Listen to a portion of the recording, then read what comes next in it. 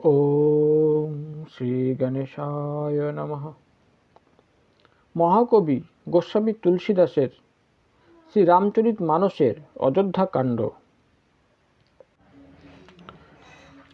শ্রীরামচন্দ্রের আশ্রম যেন শান্তস্বরূপ পবিত্র জলে পরিপূর্ণ সাগর। শ্রী জনকের বাহিনী যেন করুণার নদী, যাকে শ্রী রঘুনাথ নিয়ে যাচ্ছেন। সেই করুণার নদী এত ফুলে ফেঁপেছিল যে তা জ্ঞান বৈরাগ্যরূপ দুকুল প্লাবিত করে যাচ্ছিল। শোক সন্তপ্ত উচ্ছ্বাস উপনদী নালারূপে সেই নদীতে এসে মিলিত হচ্ছিল। শোকের দীর্ঘশ্বাস বায়ু সেই নদীতে তরঙ্গ সৃষ্টি করছিল, যা ধৈর্যরূপ কুলের উত্তম বৃক্ষাদিকে উৎপাদিত করে ফেলেছিল। ভয়ানক বিষাদী সেই নদীর তীব্র জলস্রোত ছিল। ভয় ও ভ্রমী তার অসংখ্য জলাবর্ত ও ঘূর্ণি ছিল। বিদ্বান হলো মাঝি আর বিদ্যা হলো নৌকা, কিন্তু চালিয়ে নিয়ে যাওয়া ও সামলানো কঠিন ছিল। সেই নৌকায় বনচারী বেচারা কোল কিরাতগণই যাত্রীরূপে ছিল, যারা সেই নদীর জলস্রোত দেখে ভীত হয়ে পড়েছিল। এই করুণা নদী যখন আশ্রম সাগরে গিয়ে মিলিত হলো, তখন সেই সাগরে চাঞ্চল্য দেখা গেল। ব্যাকুলতা তখন দুই রাজার শিবিরেই প্রবল। জ্ঞান, ধৈর্য, লজ্জা সবই যেন অন্তর্ধান করেছিল। রাজা দশরথের রূপ, গুণ ও সদাচারের উচ্ছ্বসিত প্রশংসা করে তখন সকলেই রৌদ্রমান হয়ে শোকসাগরে অবগাহন করছিলেন। শোকসাগরে অবগাহন করে সকলেই অতিশয় ব্যাকুল হয়ে পড়েছিলেন। বিধাতাকে দোষারোপ করে তারা ক্রোধযুক্ত হয়ে বলছিলেন, প্রতিকূল বিধাতা একই করে বসলেন। তুলসীদাসের মতে তখনকার জনক রাজার অবস্থা প্রত্যক্ষ করে দেবতা, সিদ্ধ, তাপস, যোগী ও মুনি সকলের মধ্যে কেউ প্রেম নদী অতিক্রম করতে সমর্থ ছিলেন না। শ্রেষ্ঠ মুনিগণ বিভিন্ন স্থানে জনগণকে একত্র করে সদুপদেশ দানে প্রয়াসী হলেন। আর মুনিবর বশিষ্ঠদেব জনক রাজাকে বললেন, হে রাজন, আপনি অন্তত ধৈর্য ধারণ করুন। যে জনক রাজার জ্ঞান সূর্য ভবরূপ রাত্রি অবসান করে, আর তার উপদেশরূপ জ্ঞানালোক রশ্মি মুনিরূপ কমলকে প্রস্ফুটিত করতে সক্ষম, মোহ মমতার তার নিকটে ঘেঁষতে পারাকে আশ্চর্যজনক বলেই বোধ হয়। বস্তুত তা সীতারামের প্রেমের মহিমা ছাড়া আর কিছুই নয়। অর্থাৎ রাজা জনকের এই অবস্থা শ্রী সীতারামের অলৌকিক প্রেম হেতুই হয়েছে, লৌকিক মোহ মমতা হেতু নয়। যিনি লৌকিক মোহ মমতার সীমা অতিক্রম করেছেন, তার উপরেও শ্রী সীতারামের প্রেম নিজের প্রভাব প্রদর্শন না করে থাকতে পারে না। বেদমতে জগতে জীব তিন প্রকার হয়, বিষয়ী, সাধক ও জ্ঞানী সিদ্ধপুরুষ। তাদের মধ্যে যার চিত্ত শ্রীরামচন্দ্রের স্নেহে সরস থাকে, বিদ্যৎ মণ্ডলীতে তার অতিশয় খ্যাতি লাভ হয়ে থাকে। যেমন কান্ডারি ছাড়া জাহাজ অচল, তেমনি শ্রীরামচন্দ্রের প্রেমপ্রীতি ছাড়া জ্ঞানও শোভমান হয় না। মুনি বশিষ্ঠদেব বিদেহ রাজকে অর্থাৎ রাজর্ষি জনককে অনেকভাবে বোঝালেন। তদনন্তর সকলে শ্রীরামঘাটে অবগাহন করলেন। নারী পুরুষ নির্বিশেষে সকলেই তখন শোকাতুর। কেউ সেদিন জলস্পর্শ করলেন না, আহারের তো প্রশ্নই ছিল না। পশু পক্ষী মৃগ সকলেই নিরাহার রইল। অতএব প্রিয়জন পরিজনদের কথা সহজেই অনুমেয়। রাত্রি অবসানে নিমিরাজ রাজর্ষি জনক ও রঘুবংশজাত শ্রীরামচন্দ্র পরিবার পরিজনসহ অবগাহন সমাপনান্তে বটবৃক্ষমূলে উপবেশন করলেন। সকলেই তখন বিষণ্ণ বদন ও কৃশকায় হয়ে গিয়েছিলেন। মহারাজ দশরথের অযোধ্যায় ও মিথিলাপতি জনকের নগর জনকপুরের ব্রাহ্মণ সকল, সূর্যবংশের কুলগুরু মহামুনি বশিষ্ঠদেব ও জনকের পুরোহিত মুনি শতানন্দ, যারা সাংসারিক পথ ও পরমার্থ পথ সকলের সম্যকভাবে জ্ঞানী ছিলেন, তারা ধর্ম, নীতি, বিবেক, বৈরাগ্য আদির উপর বহু উপদেশাদি দিলেন। মহামুনি বিশ্বামিত্রেও উত্তমরূপে পৌরাণিক কাহিনী সকল সভাতে পরিবেশন করলেন। তখন শ্রী রঘুনাথ মহামুনি বিশ্বামিত্রকে বললেন, হে নাথ, গতকাল থেকে সকলে জলস্পর্শ না করে রয়েছেন। মহামুনি বিশ্বামিত্র তখন বললেন, শ্রী রঘুনাথের কথা যথার্থ, আজও যে 2.5 প্রহর দিন কেটে গেল। মহামুনি বিশ্বামিত্রের উদ্দেশ্য বুঝতে পেরে ত্রিহুতরাজ জনক বললেন, এইখানে অন্ন গ্রহণ করা উচিত হবে না। রাজর্ষির মতামতকে সকলে প্রসন্নতা সহকারে গ্রহণ করল। অনুমতি নিয়ে সকলে স্নান করতে গেল। তখনই বনচারী কোল কিরাত সকল বাঁকে করে ও ঝুড়িতে বহু রকমের ফল, ফুল, পত্র, মূল আদি নিয়ে উপস্থিত হলো। শ্রীরামচন্দ্রের কৃপায় তখন পর্বত সকল মনের মতো বস্তু সকল প্রদানকারী রূপে দেখা দিল। পর্বত দর্শনেই সকলের দুঃখ হরণ হয়ে যাচ্ছিল। সেইখানকার সরোবর, নদী, অরণ্য ও ভূমির সর্বাঙ্গে যেন প্রেম উথলে পড়ছিল। বৃক্ষলতা সকল পুষ্প ও ফল ভাবে অবনমিত হয়ে পড়তে লাগল। পশু, পক্ষী, ভ্রমর আদি সকলেই পরিবেশকে মনোরম করে তুলল। সর্বত্র তখন আনন্দ ও উৎসাহ। শীতল সুগন্ধিত মৃদুমন্দ বায়ুপ্রবাহ পরিবেশকে সুখকর করে তুলল। তখনকার অরণ্যের মনোহর রূপ বর্ণনাতীত সুন্দর ছিল। মনে হচ্ছিল যেন ধরণী রাজর্ষি জনককে সাদর অভ্যর্থনা করবার জন্য 2 হাত বাড়িয়ে দিয়েছেন। মিথিলার প্রজাগণ শ্রীরামচন্দ্র, শ্রী জনক ও মহামুনিদের আদেশ লাভ করে সেই সুন্দর অরণ্যের মনোহর ক্রান্তি ঘুরে ঘুরে উপভোগ করতে লাগল। অতঃপর তাদের সকলকে পবিত্র সুন্দর অমৃতসম উপাদেয় পত্র, পুষ্প, মূল, কন্দ আদি দ্বারা আপ্যায়িত করা হলো। শ্রীরামচন্দ্রের গুরুদেব বশিষ্ঠদেব তাদের সকলের কাছে ভারে ভারে বহু রকমের অমৃতসম উপাদেয় পত্র, পুষ্প, মূল, কন্দ আদি আহার্য দ্রব্য প্রীতিপূর্বক প্রেরণ করলেন। তারা সেই সকল দ্রব্যাদি পিতৃপুরুষ, দেবতা, অতিথি ও গুরুদেবকে নিবেদন করে গ্রহণ করল। এইভাবে 4 দিন কেটে গেল।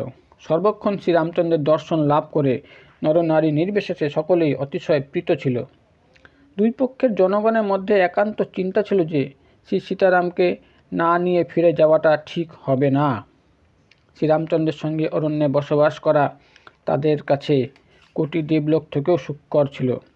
শ্রী লক্ষ্মণ, শ্রীরামচন্দ্র ও সীতাদেবীকে ছেড়ে যাদের মধ্যে গৃহের আসক্তি বর্তমান, বুঝতে হবে যে তাদের বিধি বাম। দৈব অনুকূল হলে তবেই শ্রীরামচন্দ্র সকাশে অরণ্যে নিবাস করবার সৌভাগ্য হয়। মন্দাকিনীতে ত্রিসন্ধ্যা স্নান, মঙ্গল ও আনন্দ বিগ্রহ শ্রীরামচন্দ্রের সতত দর্শন লাভ, শ্রীরামচন্দ্রের পর্বত দর্শন লাভ, বন ও তাপসদের আশ্রম সকলের উপস্থিতি আর অমৃতসম উপাদেয় কন্দমূল, ফুল আদি আহার্য ধারণ করে 14 বৎসরকাল মুহূর্তের মধ্যে সুখে এমন আনন্দে কেটে যাবে যে টেরও পাওয়া যাবে না। সকলে বলাবলি করতে লাগলো যে এত সুখের ভাগ্য তো আমাদের নেই, এমন ভাগ্য আমাদের কোথায়। উভয় পক্ষের জনগণের মধ্যে শ্রীরামচন্দ্র চরণে সহজ সরল স্বাভাবিক প্রীতি বর্তমান ছিল।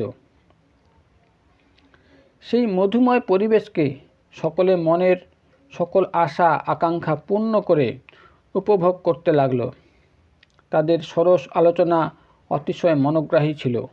তখন সীতাদেবীর মাতা সুনয়না দেবী প্রেরিত দাসীগণ উপযুক্ত সময় জ্ঞান করে তাদের কাছে এলো।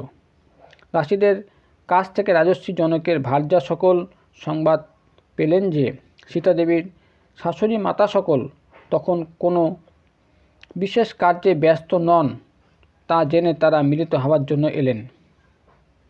মাতা কৌশলা তাদের পরম সমাদরে অভ্যর্থনা করলেন আর উপবেশন করবার জন্য আসন দান করলেন। 2 পরিবারের মধ্যে সদাচার ও অতিশয় প্রেমের সম্বন্ধ বর্তমান ছিল, যা বজ্রসম কঠিনকে দ্রবীভূত করবার ক্ষমতা রাখে। তাদের শিথিল তনুতে ছিল পুলক শিহরণ, অনুভূতি আর নয়নে ছিল শোক ও প্রেমের অশ্রু। আনমনা হয়ে পদনখ দ্বারা ভূমিতে আঁচড় কাটতে কাটতে তারা চিন্তা করে যাচ্ছিলেন। সকলেই যেন তখন শ্রী সীতারামের মূর্তিমান প্রেম বিগ্রহ, যেন করুণা বিভিন্ন রূপ পরিগ্রহ করে বিলাপরত ছিল। সীতাদেবীর মাতা সুনয়না দেবী বললেন, বলিহারি বিধাতার বুদ্ধি বিবেচনা। দুগ্ধ ফ্যান সম কোমল ও নির্দোষ ব্যক্তিদের উপর ক্ষণে ক্ষণে বজ্র ও শূল দ্বারা আঘাত করেই যাচ্ছেন। অমৃতের কথা কেবল শুনতেই পাওয়া যায়, আর যেদিকে দেখি সেখানেই বিষ। বিধাতার কার্য সকলে কোনো শ্রীসৌষ্ঠব নেই, চতুর্দিকে কেবল কাক, পেঁচা আর বক, কিন্তু মরাল তো রয়েছে একমাত্র মানস সরোবরে। তাই শুনে শোকাকুল দেবী সুমিত্রা মন্তব্য করলেন, বিধাতার কাজকর্ম যেন কেমন ও বিচিত্র। তিনি সৃষ্টি করে তা পালন করেন, আবার তাই বিনাশ করে দেন। তার ছেলে খেলাকে চিত্তচাঞ্চল্য বা বিবেকশূন্য বলাই ভালো। কৌশল্যা মাতা বলেন, দোষ কারও নয়, সুখ দুঃখ লাভ ক্ষতি সবই তো কর্মের অধীন। কর্মের গতি বোঝা শক্ত, তা এক বিধাতা জানেন। তিনি শুভ ও অশুভ ফল প্রদান করে থাকেন। শ্রী ভগবানের আদেশ সকলের জন্য প্রযোজ্য, তাতে সৃষ্টি, স্থিতি ও লয় আর অমৃত ও বিষও থাকে। হে দেবী, মোহের বশীভূত হয়ে তার সম্বন্ধে চিন্তা করা অনর্থক হয়। বিধাতার প্রপঞ্চ এমনইভাবে নির্দিষ্ট হয়েছে ও তা অনাদিকাল থেকে হয়ে আসছে। মহারাজের থাকা না থাকার যে কথা চিন্তা করে আমরা চিন্তান্বিত হচ্ছি, তা তো হে সখী নিজ স্বার্থ দৃষ্টিযুক্ত দোষে দুষ্ট। সীতাদেবীর জননী বললেন, আপনিই ঠিক, আপনার মতামতই সর্বোত্তম। অমিত সুকৃতিসম্পন্ন অযোধ্যাপতি মহারাজ দশরথ ভার্যা এমনই কথা বলবেন, তাছাড়া আর কে এ কথা বলতে পারে? দুঃখার্ত চিত্তে মাতা কৌশল্যা বলেন, শ্রীরামচন্দ্র, লক্ষ্মণ ও সীতা বনবাসে গেলে পরিণাম শুভই হবে, অশুভ নয়। আমার চিন্তা কেবল ভরতকে নিয়ে। শ্রী ভগবানের কৃপায় ও আপনার আশীর্বাদে আমার 4 পুত্র ও 4 পুত্রবধূ গঙ্গা জল সম পবিত্র। হে সখী, আমি কখনো শ্রীরামচন্দ্রের নামে শপথ নিয়ে কিছু বলি না, কিন্তু এখন তা বলছি, কারণ তা যে অমোঘ সত্য। ভরতের সদাচার, গুণ, বিনয়, মহানুভবতা, ভ্রাতৃত্ব, ভক্তি, ভরসা ও শ্রেষ্ঠত্ব বর্ণনা করতে গিয়ে দেবী সরস্বতীর বুদ্ধিও ইতস্তত করবে। ঝিনুক দ্বারা ছেঁচে কি কখনো সমুদ্রকে জলশূন্য করা যেতে পারে? আমি ভরতকে সতত বংশে বাতি দেওয়ার লোক রূপেই জানি। একথা আমাকে মহারাজ বারে বারে বলে গিয়েছেন। সোনা কোষ্ঠী পাথরে ঘষলে আর হীরা উত্তম জহুরির হাতে পড়লে তবেই চেনা যায়। পুরুষের চরিত্র তার বিপদকালে আচরণের মধ্যে দিয়ে চেনা যায়। কিন্তু আজ বোধহয় আমার এমন কথা বলা অনুচিত। শোকে ও স্নেহে বিবেক বুদ্ধি স্থির রাখা কঠিন। সকলে বলবে যে আমি স্নেহের বশীভূত হয়ে ভরতের প্রশংসা করছি। মাতা কৌশল্যার গঙ্গা জল সম পবিত্র কথা শ্রবণ করে অন্যান্য রানীগণ স্নেহকাতর হয়ে পড়লেন। কৌশল্যা মাতা অতঃপর ধৈর্য সহকারে বললেন, হে দেবী মিথিলেশ্বরী, শুনুন, আপনি জ্ঞান ভাণ্ডার রাজর্ষি জনকের সহধর্মিণী। আপনাকে উপদেশ দান করবার ক্ষমতা কার? হে রানী, সময় সুযোগ বুঝে আপনি রাজা মহাশয়কে যতদূর সম্ভব বুঝিয়ে বলবেন যে লক্ষ্মণ ঘরে ফিরে গিয়ে ভরতের বনবাসে গেলে ভালো হয়। মহারাজের যদি এই ব্যবস্থা সমুচিত বলে মনে হয়, তাহলে তা কার্যকর করবার জন্য বিবেচনা করবার অনুরোধ করবেন। আমার ভরতের জন্য অত্যাধিক চিন্তা হয়।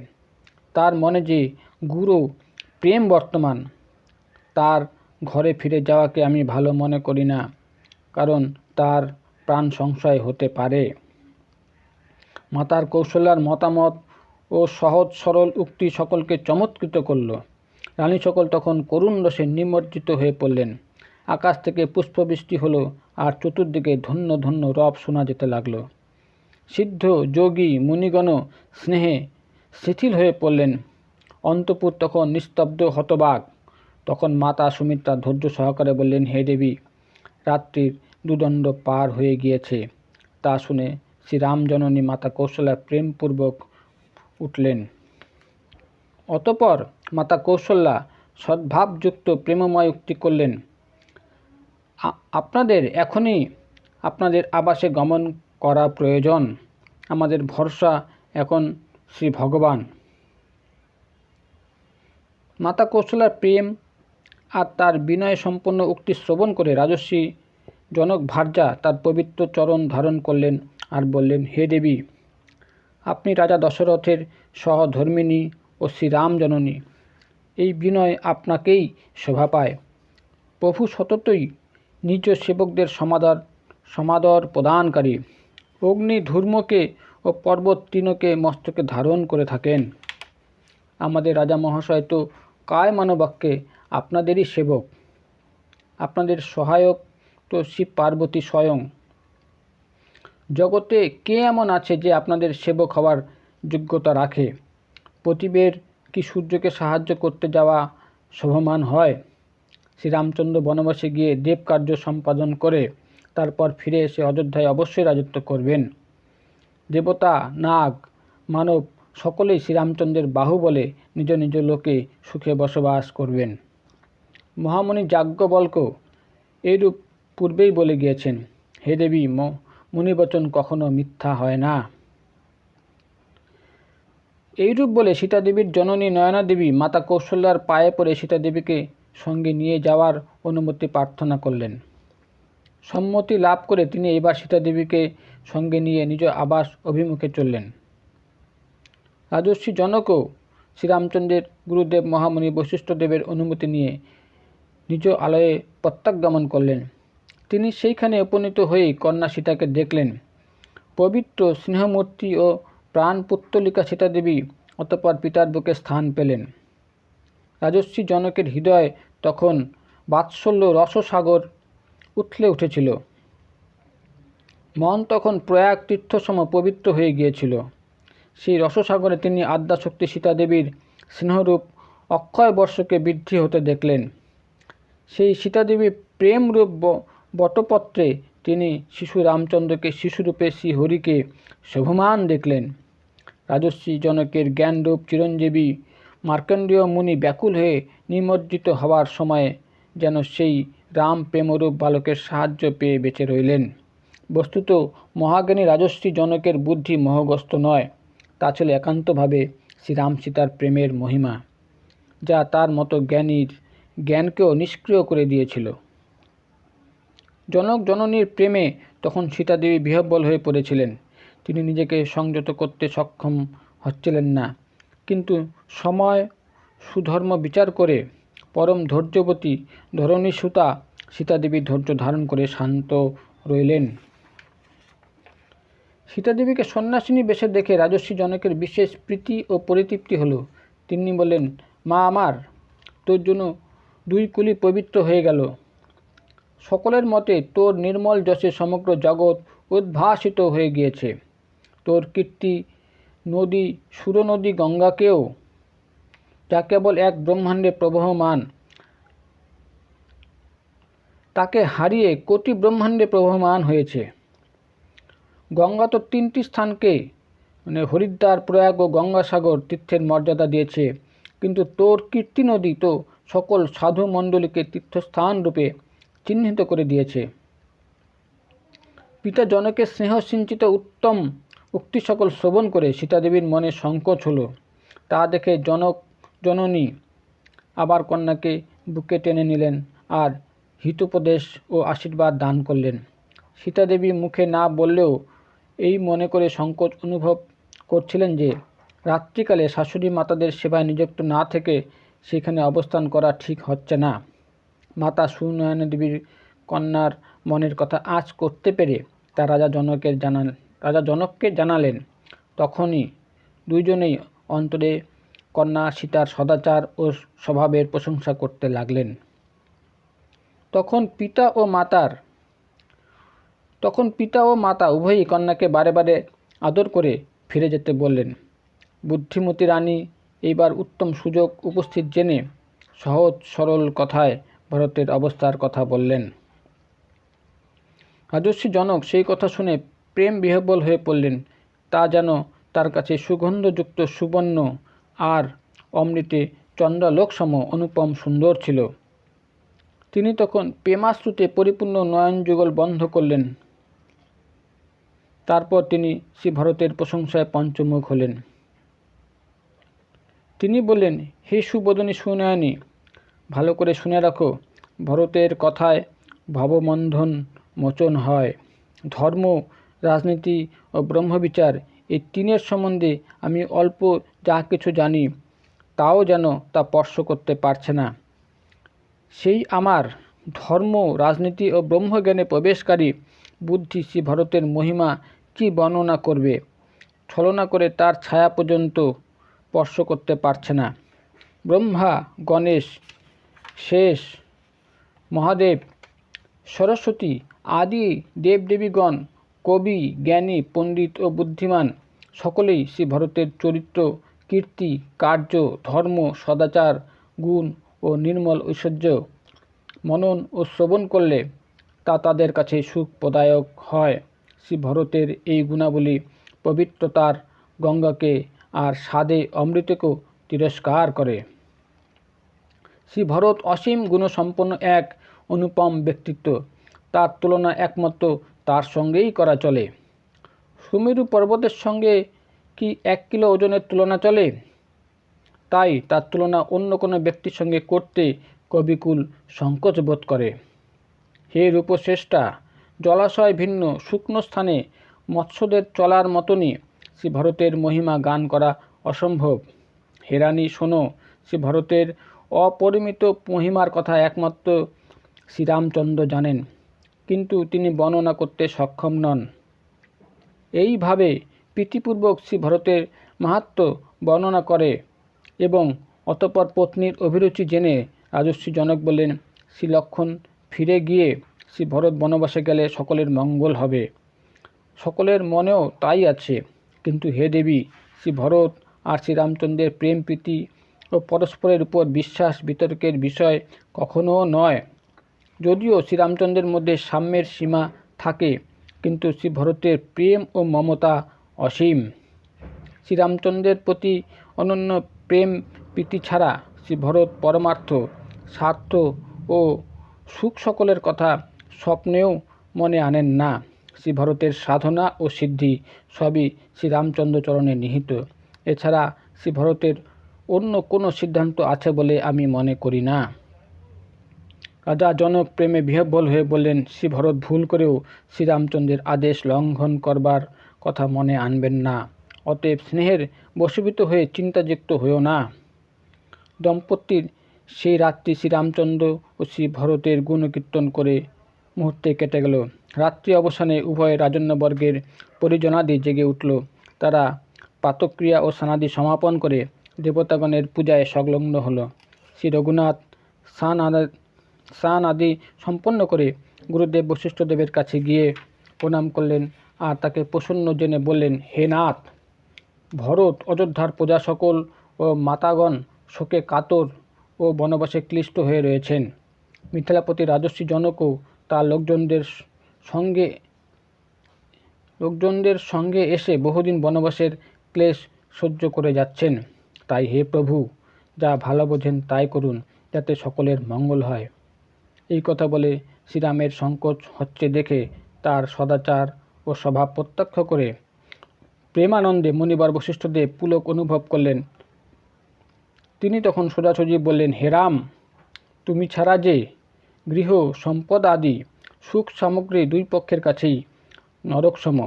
হে রাম, তুমি যে প্রাণের প্রাণ, আত্মার আত্মা, সুখেরও সুখ।